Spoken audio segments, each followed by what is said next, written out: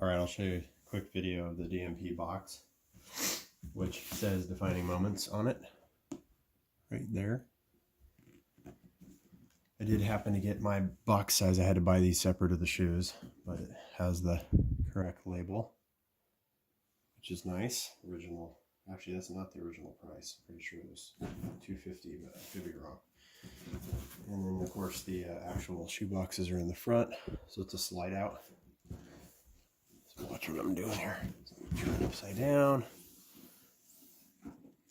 Set the gold portion aside. And then this unfolds like so. So you got, the MJ. So these are like plastic covers that effectively kind of just come off like this.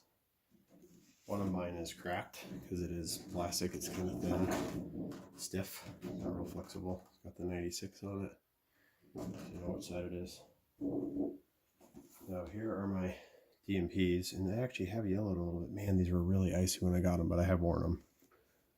But in natural sunlight, I mean, for a shoe this old, they are definitely have a more legit formula for the way they made these soles.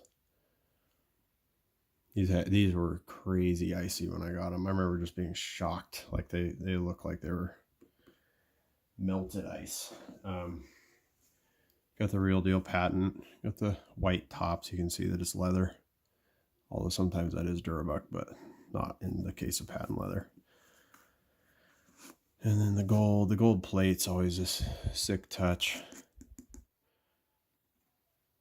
And then the DMP back.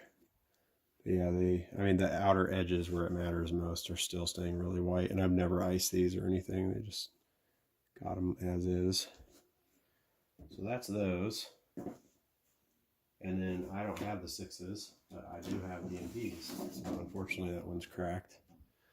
Not too bad. I should probably tape that on the back side just to keep it from getting worse. I haven't really thought of doing that yet.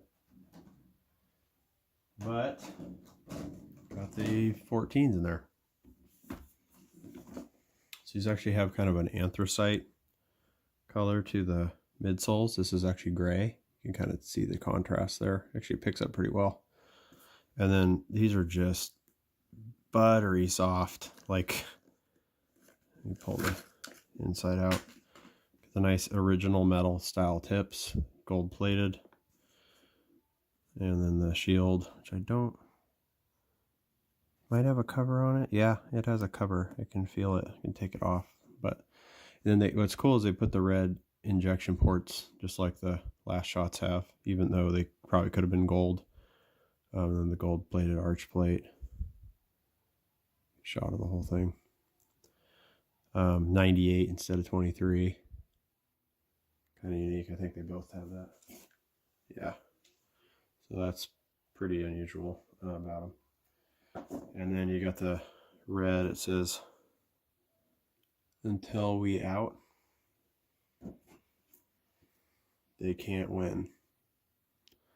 So kind of a cool, almost a Dornbecker-esque scripting on these. But yeah, it's nice to have a legit box. I split this pack with a friend of mine. I just cannot believe how buttery this leather is. I mean, there's some ones, like maybe the Chicago's.